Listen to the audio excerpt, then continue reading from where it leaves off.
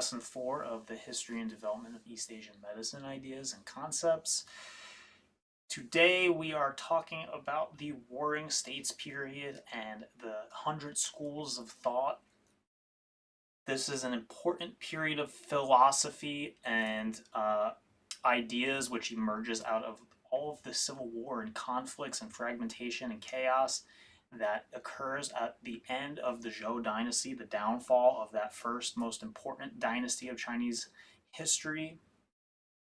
And we saw last lesson, we looked a little bit at the Warring States period as that last part of the waning Zhou dynasty. And now we're going to kind of go a little bit more in depth because this just portion of history is just so important because it leaves an immense imprint on Chinese philosophy and Chinese culture and Chinese history. So we really do have to, spend a little extra time on this thin slice of history, because out of it comes all of the most important philosophies and all of the most important paradigms of thought that end up defining East Asian medicine. So today we're looking a little bit at the Warring States period and the 100 schools of thought and all of the different schools of philosophy which emerge during this period. So let's jump right in. This is just a little overview. We're going to look at the end of the Zhou dynasty, the Warring States period, the 100 schools of thought. And this is kind of the emergence of what you could call natural philosophy. And we're going to dig a little bit into what that means. We're going to look at some of the important philosophers and texts from the 100 schools of thought. We're going to look at what happens after the Warring States period, which is the unification of the empire once again under the Qin dynasty, which is a very short-lived dynasty, but importantly, it ends this period of endless civil war. And then we're going to just take a little bit of time and understand what the term Huanglao thought means, because this is basically the philosophical strain of thought that essentially underlies this medicine of systematic correspondence. And that's what Paul Unshold, the author of our text, terms the name of the system of medicine which we know today as East Asian medicine, essentially. The main ideas of East Asian medicine philosophically and conceptually are basically, they are the medicine of systematic correspondence, according to Paul Unshold. So just a quick review. This is China at the end of the Zhou dynasty during the spring and autumn period. And as you can see, the fragmentation and competition between political states and rivals is mirrored in the division and competition between the many philosophies which emerged during this period. Each of them are vying for prominence against one another. And this map shows the state of China around 500 BC. And so this state here, this is the state of Lu. That's where Confucius comes from. And this state here is the state of Qin. That's the state that ends up winning the whole shebang. They end up conquering all of the other states at the end. But during this time period of fragmentation, of vying states and politics and rivalries, this is a period when many philosophies emerge. There are competing philosophers, and they travel around China, and they try to basically sell their wares, sell their philosophies and their philosophical outlooks and systems to heads of state, to heads of these fragmented states, to try to get them to institute their policies. And the archetype for this is basically Confucius, who is kind of understood to be somewhat of like the first educator, the first teacher. And he creates a school, and he goes around and he wants everyone to return to virtuous rule of the Zhou dynasty. And unfortunately, that doesn't quite happen. But that is what is going on during this time period, the traveling of all of these philosophers to different provinces and different states to try to get them to institute their philosophies. So with the decline of the Zhou dynasty, coming to the Zhou dynasty, we have diluted purity and lost simplicity, departing from the way to contrive artificialities, acting on dangerous qualities. The sprouts of cunning and craft have arisen. Cynical scholarship is used to pretend to sagehood. False criticism is used to intimidate the masses. The elaboration of poetry and prose is used to get fame and honor. Everyone wants to employ knowledge and craft for recognition in society and loses the basis of the overall source. So this is an excerpt from a Taoist text called the Wenzi, which is it's describing their observations on the state of the crumbling Zhou dynasty, of the state of the spring and autumn period. And this is kind of a Taoist critique of this time period. And just as a reminder, this is kind of where we are. Uh, just overall, this first half of the timeline, we are looking at it a little bit more in depthly because this is where a lot of the most important stuff happens right on the outset. So we have a few more lessons that are dedicated to this blue stuff, but we're right on the border now.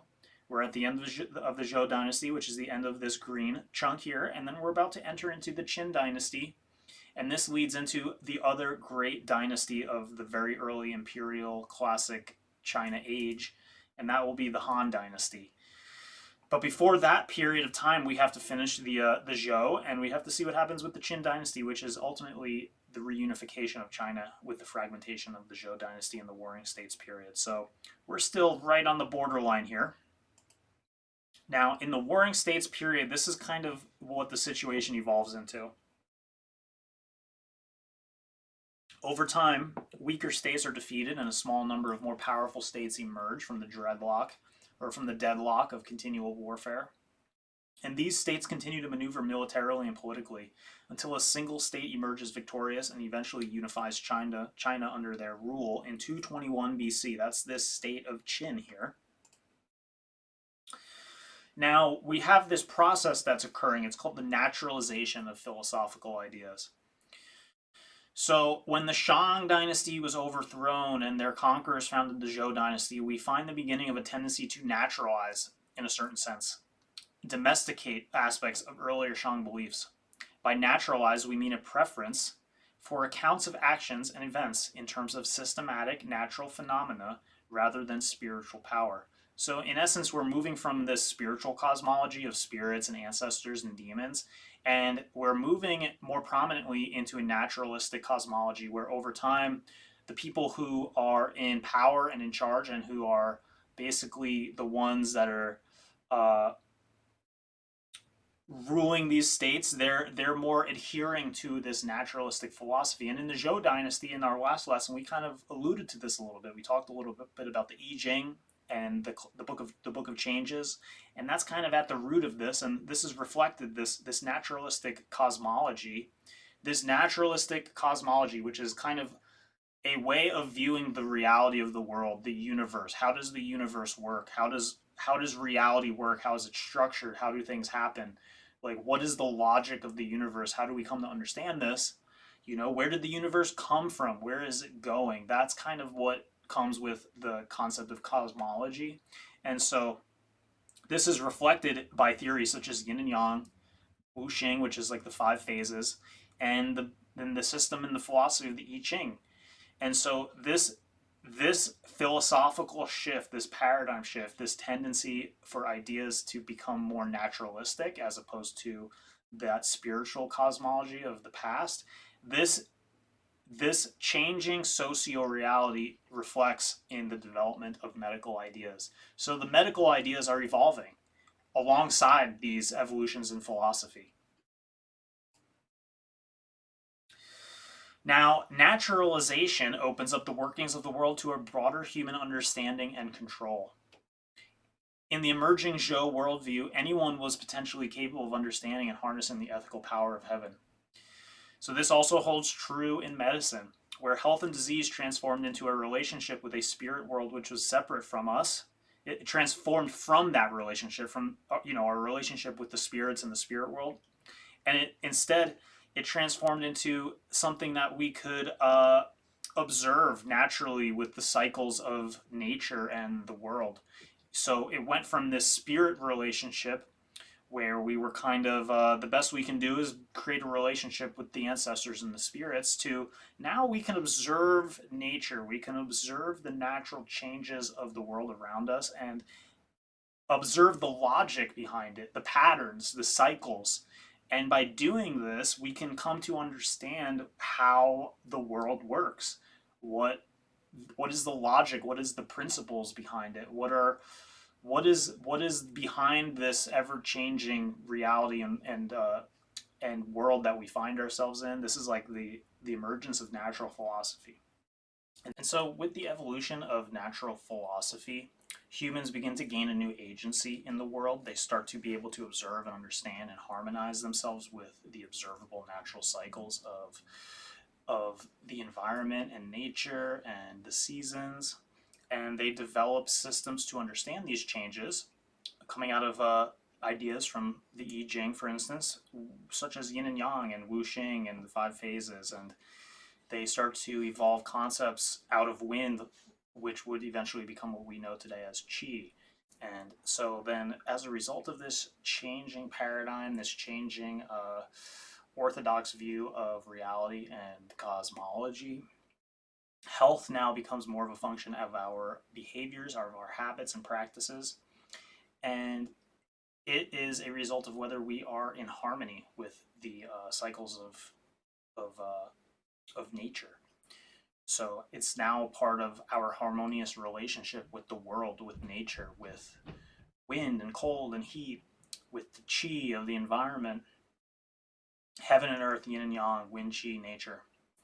This is a little bit different than it was, which was, in the previous socio-reality, it was more of a function of whether we were in a harmonious relationship with ancestor spirits, or it was an inevitable result of demons attacking us. But now we have the opportunity to avoid illness by behaving in a proper way according to the time and the place and the season and the cycle. So, spirit and demonological socio-reality has shifted to a naturalist philosophy socio-reality. And the differing socio-realities are different cosmologies. They're different visions of the universe. They come along with a different ethical system, a different moral system. They result in a different political reality and a different politics. And ultimately, they result in a different form of medicine. And even though this natural philosophy ultimately kind of supplants the previous ones as the dominant form, they all end up coexisting pluralistically at the end of the day, and syncretistically, where they merge and combine to create new forms. Uh, Ultimately, the cause of disease and health meaningly or fundamentally alters.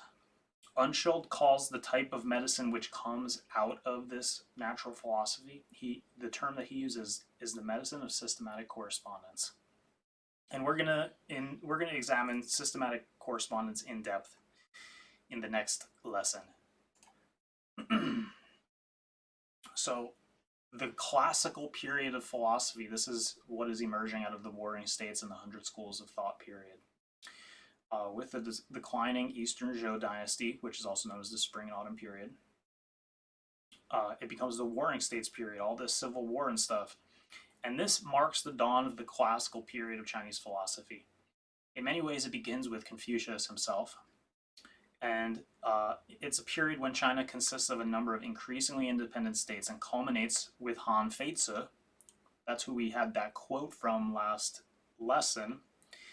And it ends with the unification of China under a new dynasty known as the Qin.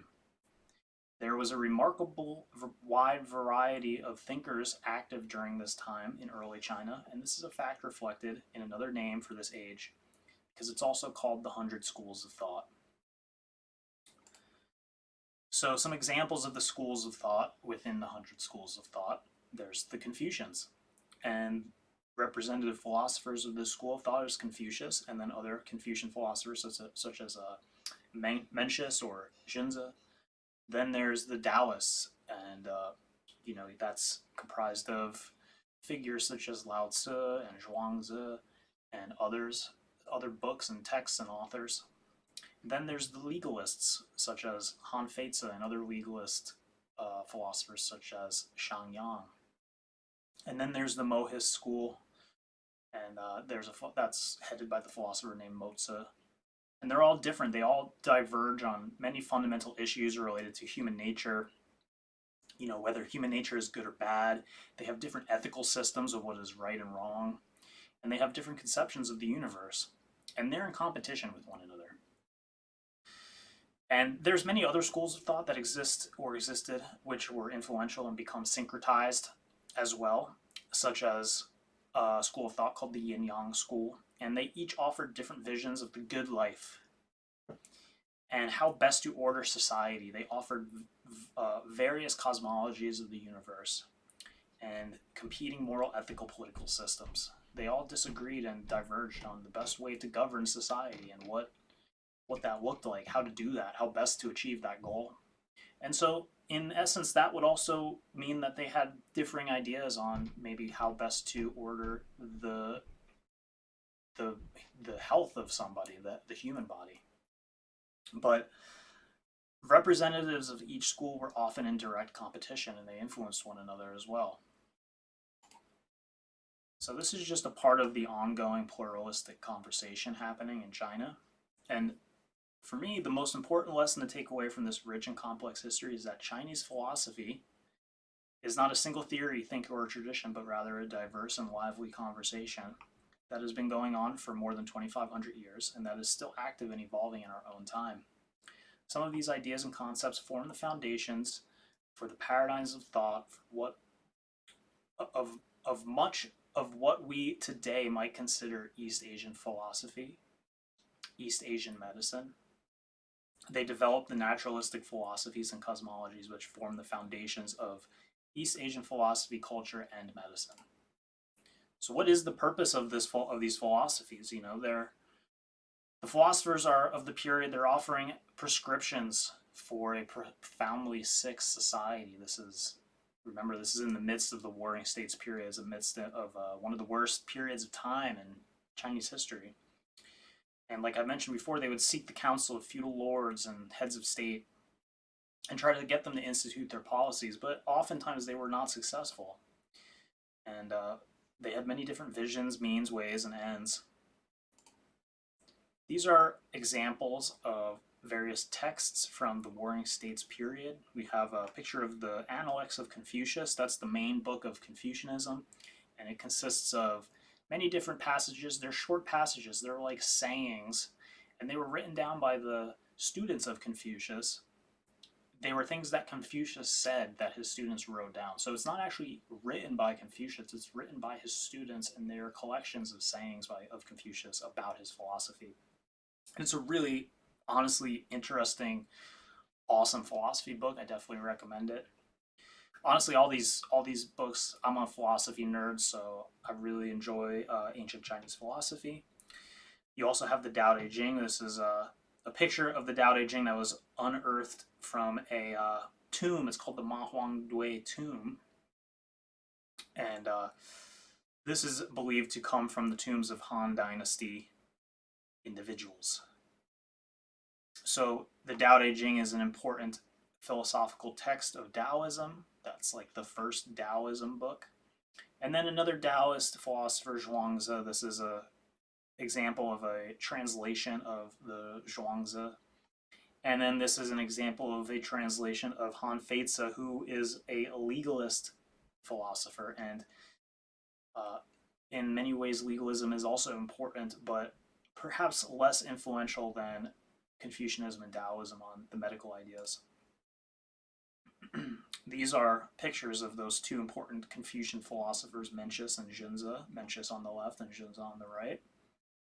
And we're going to be talking a lot more about Confucianism in lesson 6 after we talk about the medicine of systematic correspondence in our next lesson. And just to give a few more ideas about some interesting texts in case you want to look into it, there is this one book called The Annals of Lu Bu Wei, and this is just such a really cool book. So Lu Bu Wei was the prime minister to the ruler of the state of Qin, which is the state that ultimately is victorious during the Warring States period. And the Annals sets forth a philosophy of government suitable to the centralized control that the Qin state would subsequently establish. It also took into account every philosophical trend of the day. sometimes adapting themes, sometimes combining ideas that had not previously been associated, sometimes rejecting and refuting positions that were in conflict with its basic vision. But basically, this is a super important syncretic account of the philosophies of the warring states in the later Zhou era, and it's kind of like an almanac. It's like the kind of book that you would read if you were learning to be an emperor. You would read this book, and that was kind of its purpose. He wrote it with the goal of writing the ultimate almanac for how to be an emperor of an empire. And so it tells you how to rule, how to run an empire, and it is in many ways based on this kind of naturalistic philosophy where it's like, you want to do certain things at certain times of the year in certain ways. And so it's very syncretic of all of these different schools of thought. It's a really cool book. And it's really long. I haven't read the whole thing because it's super duper long, but every now and then I crack it open and I read more, and I just really find this book to be super fascinating. Then there's another book called the Huainanzi. This is another syncretic text from the 2nd century, and it's compiled by scholars at the court of Liu An, king of Huainan. It brings together ideas from Taoism and legalism and Confucianism and other contemporary philosophies in order to describe the best methods for ruling and governing. It focuses on themes of self-cultivation and mental discipline. This is another really important syncretic text. And similar to the first one, these are books that are prescribing how best to rule and how best to order society.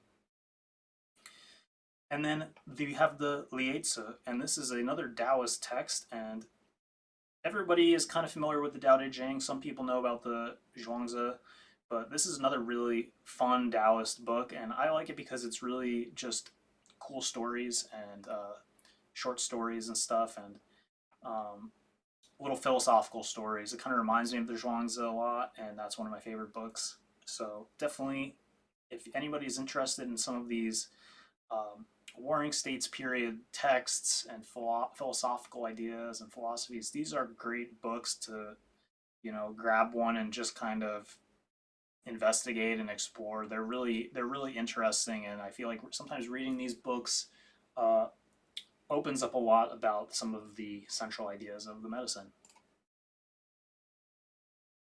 And then here's the ones which we quoted earlier. Here's another quote: "Rulers of degenerate ages mined mountain minerals, took the metals and gems. They split and polished shells, melted bronze and iron, so nothing flourished. They opened the bellies of pregnant animals, burned the meadowlands, overturned nests, and broke the eggs. So phoenixes did not alight, and unicorns did not roam about. They cut down trees to make buildings, burned woodlands for fields, and overfished lakes to exhaustion."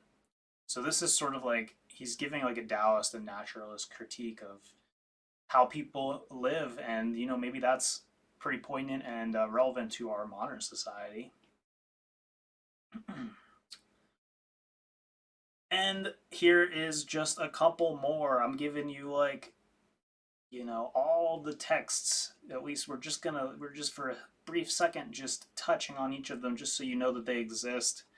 Here's another text called the Guanzi, and it's written and compiled anonymously during the spring and autumn period. It expresses a blend of what may be considered legalistic Confucian and Taoist philosophy that has been termed Huanglao. So this is an important syncretic text of the Huanglao tradition, which is, as we will learn, an important school of thought relevant for the emergence of East Asian medicine as we know it.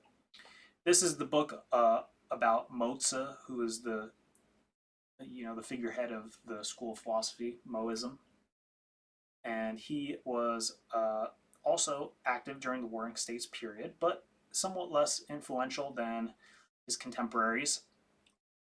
He espoused theories of universal and impartial caring towards others, and he was opposed to familial or clan-based social structures. He was against Confucianism's ideals, which are very focused on the family and duty and stuff. He thinks you just treat everybody the same. It's a very universalist philosophy. And then we have Sun Tzu's Art of War. This is a kind of a different thing. It's more of a military and strategy and tactics book, but this also was written during the spring and autumn period. And so many philosophy books, some of them simply about how to win at war, and so it's just a fascinating, rich time period of philosophy and ideas. and the merging of ideas. And this all creates like a fertile soil out of which East Asian medicine emerges. So at the end, ultimately, this state, the Qin dynasty, ends up conquering all of its neighbors. And as you can see from this map, this is sort of how that goes down. And this is done by the Emperor Qin Shi Huang. And he is the emperor of the Qin faction, and they espouse the legalist philosophy. They eventually become victorious over the other competing independent states, and they unify China under the Qin dynasty. Qin Shi Huang becomes the first emperor of the Chinese imperial state, founding the Qin dynasty. While he would only reign for a relatively short period before his sudden and untimely death, his influence was profound. And just for the record, this is like the legalist philosophy, so it's a very authoritarian philosophy. This was an authoritarian regime. But something that did happen when the Qin finally conquered everybody and became the emperor, he went in the mode of standardization. He standardized everything in the empire. So he standardized the written language for the entire empire. Before then, there were many different styles of language, and he said, no, we're using this language now. Then he standardized the currency for the empire. He standardized the wheel sizes of carts, enabling travel between different states, which is important because before then, it was very difficult to travel in between the various Chinese states because it's like the roads were different sizes, so carts couldn't really travel on it, which is, seems like such a crazy thing to us to hear now, but it was this huge problem, and he standardized it, which was actually really positive. And when he took power, he initiated legalism to be the sanctioned state philosophy. This was the orthodox philosophy of the Qin dynasty state, and all other competing philosophies were banned. And there is a famous incident of the burning of books and the burying of scholars because he went through and ordered his military officials and government officials to seek out and burn the books of all competing philosophies. Although, interestingly, medical books were not burned because even during this time period, it was recognized that medicine was extremely important. This is a picture of the famous terracotta warriors, which were unearthed in one of the greatest archaeological discoveries of the 20th century. And these famous terracotta warriors were buried in the tomb of Emperor Qin Shi Huang to serve as his guards in the afterlife. So that famous tomb, those famous terracotta warriors, they were actually created for this first emperor of the Qin dynasty. So I'm just gonna like briefly tell you about a little bit about legalism. This was the philosophy of the Qin dynasty, and they have a very pessimistic view of human nature. They think everybody's really selfish and out for themselves.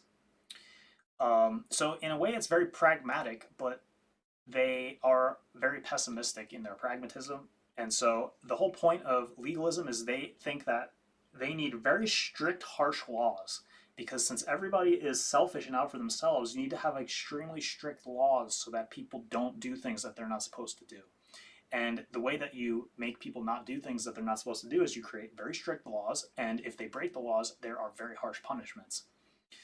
And there's sometimes rewards, but much more often there's punishments.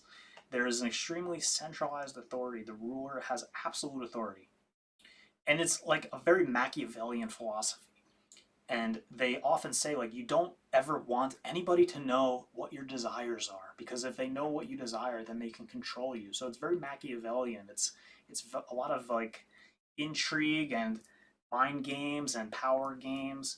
And so, but they also do believe in merit-based governance. They kind of reject hereditary privilege, and they favor appointments based on ability and loyalty. They want to have a very strong state. They want to have efficiency. It's pragmatism over morality. So they prioritize practical results and state power over ethical or moral considerations. So it's in that way, it's much different than Confucianism, which is much more about benevolence and being a good person and treating people fairly and kindly and virtuously. And in that case, it's like very much more similar to the previous rulers of the Zhou dynasty. And they also view the state as being ultimately supreme. So that is the most important thing. It's much more important than the individual interests. It's a collectivism, and the laws have to be applied consistently. Nobody is exempt from these harsh laws. So this is the kind of philosophy that was espoused by Han Feize, and this is the kind of philosophy that ended up winning. However, this was a very authoritarian philosophy, and ultimately, while it was successful in winning a all-out hundreds of years long civil war and being able to consolidate and unify the state of China, it really wasn't the most effective philosophy for governing in a lot of ways. And ultimately, the Qin dynasty did not last for a long time because when the emperor suddenly died, the empire ended up collapsing. The famous story of the burning of books and burying of scholars. This is an important traumatic moment during the Qin dynasty when the texts of competing philosophies were burned and destroyed. Many important texts were lost forever, although many also survived destruction in whole or as fragments. Scholars of competing philosophies were murdered in the attempt to solidify ideological unification and control. It was a devastating event in world history. Ideological speaking, the Qin make the argument, we don't want to hear people criticize the present by referring to the past. The past is irrelevant, history is irrelevant, and so you have the burning of books, you have the burying of scholars, of scholarly critics. And so this is the power of orthodoxy. This is the power of an orthodox idea, an orthodox system of thought. So, but ultimately, East Asian medicine, while it may have it may have some orthodox ideas, it is, and at the end of the day, an extremely pluralistic philosophy. So it doesn't exactly reflect the thinking of the legalists in the Qin dynasty. It's more syncretic and pluralistic, and that's why I think at the end of the day, while we're looking at and just briefly touching on the legalist philosophy here, it's really not as influential as Confucianism and Taoism because we can see that just the nature of East Asian medicine as a pluralistic and as a pluralistic type of philosophy where many ideas can coexist, it just doesn't have the characteristics of legalism, although there are some influences. So at the end of the day, we have the fall of the Qin dynasty, and while they were effective in their conquest and their settings of standardization policies, it was not lasting long, and the emperor died suddenly, and the empire was left to be ruled by a weak heir.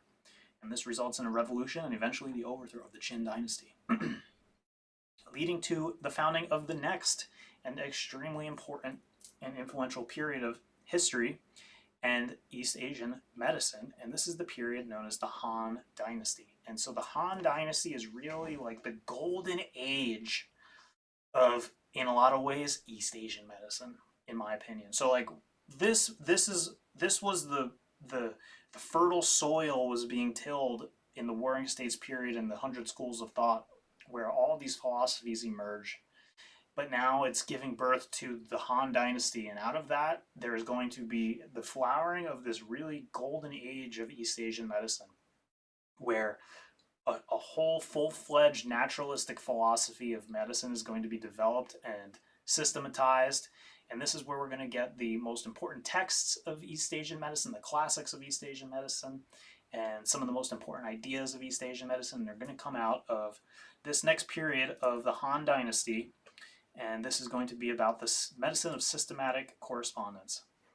And so let's just overview the philosophical fluctuations which just occurred here through this period of history that we've overviewed. So we went from the spring and autumn period, which was like the end of the Zhou dynasty, its decline, and this was characterized by fragmentation, warfare, civil war, and the development of many competing philosophies. They were all vying for influence.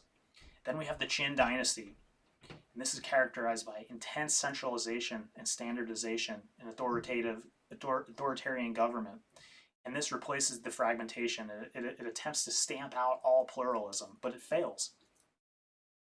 And then out of that emerges this new dynasty, the Han dynasty. And this is going to be characterized by a much more syncretic pluralism by design. They embrace syncretic pluralism. They embrace philosophical fusions. They're looking for the best ideas. They're not ideologically attached as definitively as the Qin dynasty. So whereas the Qin were like, we are legalists and this is our philosophy and this is how we're going to go about things, they think that was the best way to do it. The Han Dynasty takes ideas from all these different schools of thought, and they're kind of syncretically blending them and into eclectic combinations and mixtures, and they're taking many different various influences, and this is going to be reflected in what we know as East Asian medicine, essentially. So that's what's popping out of this, and representative of that is this system of thought, this school of thought called, which we're going to call Huang Lao thought. So Huang Lao thought was a belief prospering during the late Warring States period in the Han Dynasty. It's named after the two most important deity figures that are venerated as the Yellow Emperor, which is Huang Di, and then Lao Tzu from Taoism. And so if you put that together, Huang Lao, you have the Huang Lao school of thought. And so that's like the Neijing, which is the classic book of East Asian medicine combined with Taoism, essentially. But it's a syncretic school of thought, and it merges all these kinds of ideas from all these different useful pragmatic philosophies. So there's ideas from Taoism, legalism, Confucianism, yin yang theory, I Ching. There's naturalist philosophies and naturalist thinking. And it's also the medical classics of the Huang de Neijing. And all of these texts, as well as many others perhaps that were lost, such as during when they were burned, for instance. So the various fragmented and competing philosophies become syncretized as differing aspects of one pluralistic philosophical tradition. So as rather than be opposed to one another and being distinct, they all kind of merge and become syncretically like amalgamated to one another. And so now we have this large pluralistic tradition of all of these different philosophical outlooks, and even though they don't agree on everything, they're sort of like different parts of the same school. They're sort of different parts of the same eclectic syncretic tradition, and this is what's going to emerge during the Han Dynasty. And the fertile soil that is basically going to give birth to what we know today as East Asian medicine, outside of like ancestor worship and demonological medicine ideas. So just one more thing about Huang Lao thought is we can think of it as like pre-Han shamanic medicine and the systematic natural philosophy of the Neijing. In between those two things, between the shamanic medicine and the natural philosophy, is Huang Lao thought. It's like this syncretic bridge. So it's out of that you get a non-theistic, a naturalistic cosmology, and that's like with the Tao, with yin and yang, with the changing seasonal qi. We get a political body analogy. So we start to conceive of the body as like an empire, and the organs as officials in the empire, or depots in the empire, or we start to consider their functions and their capacities in the senses of the way that we would think of an empire. Like there's canals, there's ditches, there's rivers, there's water flows, and we need to manage the rivers, we need to manage the dikes and the levees. There's granaries like the stomach, and there's places where food are stored or processed or transformed. Just like things happen in the empire, there's places of industry. So this is like the analogy that sort of develops at this time out of this Huang Lao thought in order to conceive of this new naturalistic philosophy and naturalistic based East Asian medicine concepts. Then also there's the evolution of macrobiotic practices. This is like preventative medicine, how to be healthy in the world, in the environment, how to behave a certain way during the specific different seasons or in the different climate settings. And then there's ideas of minimal intervention and like going with the flow and being harmonious, and the ideas that we can avoid illness by behaving properly or with certain practices, doing qigong practices or certain exercises to cultivate the qi and preserve life. So all these kinds of things emerge out of Huang Lao thought. And so the legacy of the Warring States and Hundred Schools of Thought, this is kind of like our conclusion, okay? So a multitude of philosophical schools and outlooks which shape socio-reality emerge. And this influences culture, social life, politics, and as well as medicine. There is a rich period of pluralism, syncretism, and innovation, and this forms the philosophical foundation of East Asian medicine. There is a shift from the theistic ancestor and spirit worship of the Shang, and out of the demonological medicine of the Zhou, to a naturalistic philosophy out of which the medicine of systematic correspondences emerges, which we're going to cover in our next lesson.